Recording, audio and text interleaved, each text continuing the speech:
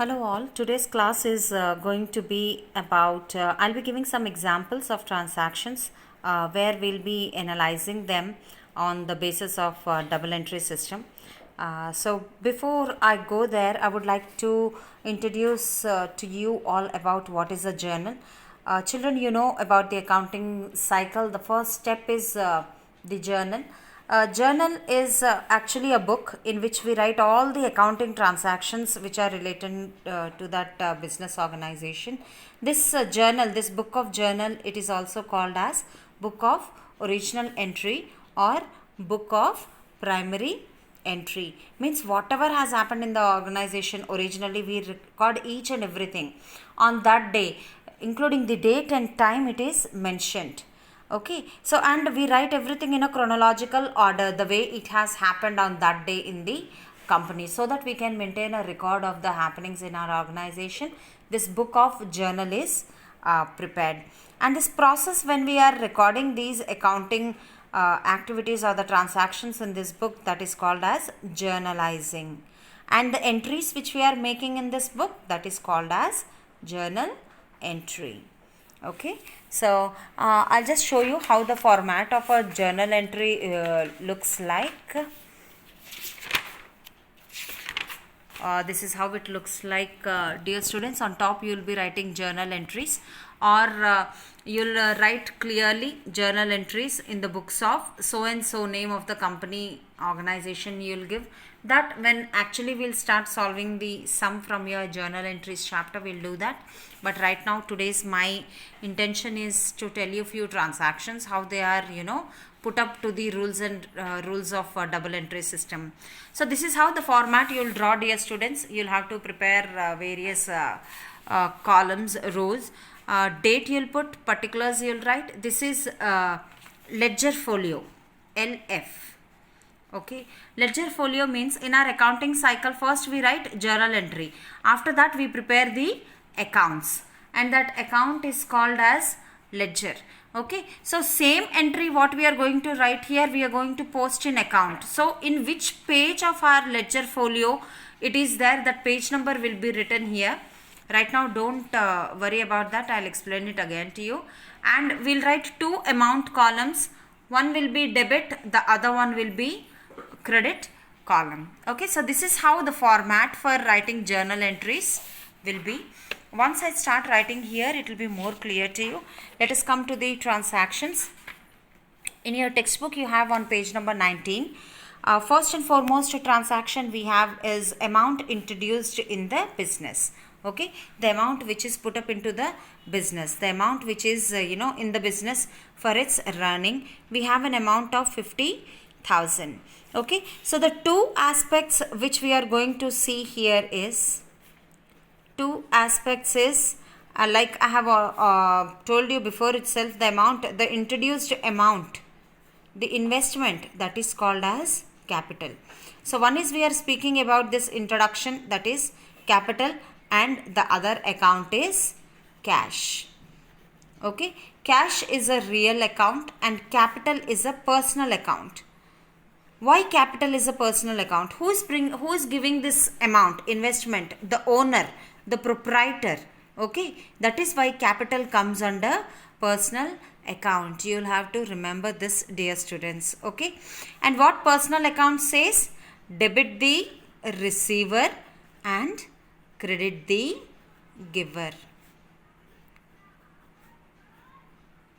What is owner doing? He is giving. What is he giving? Capital. So capital will be done what? Capital has to be credited. Okay. The second aspect is cash. Cash is a real account. What does the real account says? Debit what comes in and credit what goes out. Is the cash coming into the company or going out? It is coming in. That is why cash is to be debited. Okay, see, when owner is putting amount in the business, cash is coming in the business. Okay, that is why cash is to be debited. And when we write the journal entry, this is how you will write. Date, we don't have any mention of the date in this transaction, so don't worry about that. Cash account is to be debited. How we will write is cash account, leave little space, write debit. How much amount? 50,000 we will put in the debit column. Then for credit transaction, as I said, leave little space and you will write to what is being given. How this cash is coming into the company? Because of capital. You will write capital account. A/C, that has to be shown. And opposite to this line itself, in the credit amount column, you will mention again 50,000. So this is what is about double entry system, dear students. Okay, every transaction will have two effects. One is debit, the other one is credit. Okay, amounts will show like this. Now you have written in the book of in your journal this transaction. Here in the brackets, description also should be given, as in why you have written this entry. Okay, it's an explanation, so that after 10 years also when you go back and you read this description, you'll easily understand what this entry is talking about. So how you will write is being the entry for maximum cases, it will be same what is given in the statement, being the entry for amount introduced in the business. Okay, being the entry for amount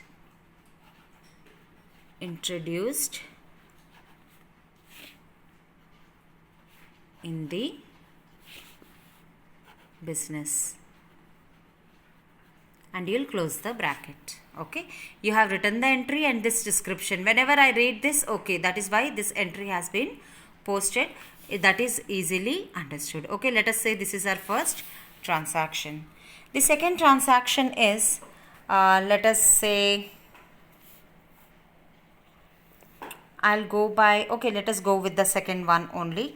The second transaction which is given in the book is goods purchased on credit. On credit means we purchased goods but we did not pay the amount yet. From whom did we purchase? We purchased it from Mohan Rao. For how much rupees? For rupees 5,000. Okay, goods means items. Okay, so here we have two things. One is goods, the other one is Mohan. Okay, goods, whenever a goods is purchased or sold in accounts, we show it either purchase account or sales account. Here what is happening in this transaction? Goods are being purchased. So one is purchase account. Whenever you have goods, dear students, you cannot write goods account debited, because you'll show whether it is purchased or sales. In case if it is specifically given what item you have brought, at that time you will clearly mention. For example, if there is a computer here, computer purchased on credit, then you will write one aspect is computer, the other aspect is Mohan. Okay, but here because goods is given, we don't write goods directly. It could be written, but you know, maximum it is written as either purchase or sales. Okay, by most of the organizations. So it is going to be, one is purchase account, the other one is Mohan account, because cash is not yet paid. We have to pay to Mohan Rao. Okay, goods. Now goods means items. Items means real account. You can touch it. Tangible items. Okay, and here Mohan Rao is personal account. Okay, so goods purchased on credit from Mohan Rao, rupees 5,000. Mohan Rao is giving goods or taking goods? He is the giver of the goods, isn't it? And personal account says that debit the receiver, credit the giver. So Mohan Rao should be credited. Now if we see purchase account, real account says debit what comes in, credit what goes out. When you purchased goods, goods are coming into your company. That is why this goods account, that is purchases account, should be debited. Okay, comes in. So we will debit it. So how we are going to write this second journal entry? Just see, goods account debited, but in accounts we write it as purchase account debited. Who is to be credited? Credit we show in form of to Mohan Rao account. Okay. How much amount? 5,000. And you should be very careful when you are writing amounts in accounts. Okay. The digits you should see. Ones place ones, tens, hundreds, thousands. Okay. You cannot just write as you want. And here. Okay. Debit amount you will put in front of debit. Credit amount you will put in front of credit. And description. Being the entry for you can write, or straight away you can write being goods purchased on credit from Mohan Rao.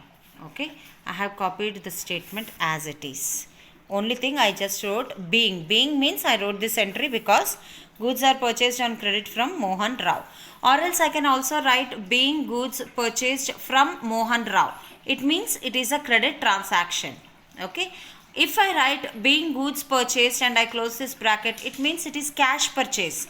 Cash is paid and I did the purchase. Okay. Alright. So that was the transaction for credit entry. I'll just let us see the next transaction. Next transaction we have is furniture purchased for cash rupees 10,000. The two aspects here we have, dear students, one is furniture. Okay, in case if goods is given, we'll take it as purchase account. But in case if the item is clearly given, whether it is furniture, computer, machinery, land, building, you will write that particular item directly. Okay, so one of the items is furniture and the second aspect is cash. If you see, furniture is also an asset, cash is also an asset. Both are real accounts. Okay, and real accounts rule says that debit what comes in, credit what goes out. When the company is buying furniture, furniture is coming into the company, so it will be in. And because you are bringing the furniture, what is company paying? Cash. So cash is going out from the company. And real account says debit what comes in. So furniture will be debited, and credit what goes out. Cash will be credited. Okay, so here let us write the entry. Furniture account debited. Furniture account debited. Coming in to cash account. It is credited. Being furniture purchased.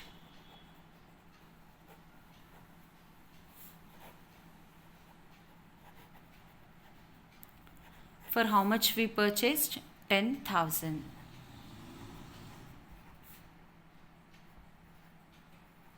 Okay. All the commas also should be in straight line. So that is how you'll write the entry for purchase of furniture. Okay. All right. Let us see one more transaction. Here we have goods sold on credit. Means we sold the goods but we did not get the cash yet. We still have to get from whom? From Devraj. Goods are sold to Devraj. Our company has sold goods to Devraj. So here two things have happened. Once goods have gone out, that is sales is done, because it is good. In case if it is furniture sold, you will write furniture here. But because it is not mentioned which item, so we will take, in case if it is sold is given, we will take it as sales. In case purchased is given, we will take it as purchase. So sales, and which is the other aspect? Devraj. Okay. Okay, so when we sold the goods, Devraj received the goods, isn't it? Devraj is a personal account, and personal account says that debit the receiver. Because he has received it, we will debit Devraj's account. Okay, real account says goods are real account. Sales, what has happened when you are selling? Debit what comes in, credit what goes out. Our goods are going out of the company. These goods are not going to be with us anymore. So because they are going out, we will credit our sales. Okay. So how we'll write it in the entry? Let me mark it as 4th. Devraj, debit the receiver. Devraj, account debited. What is done? Sales account. How much? 1600.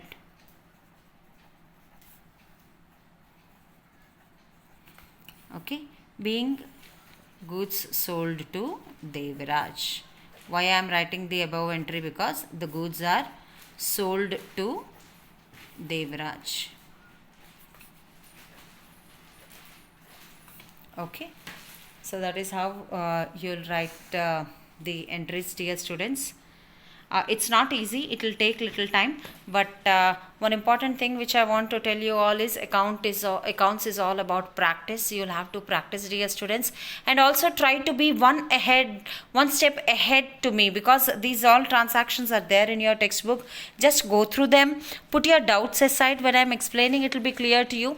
Even then, if it isn't if you still carry a doubt, just get it clarified with me.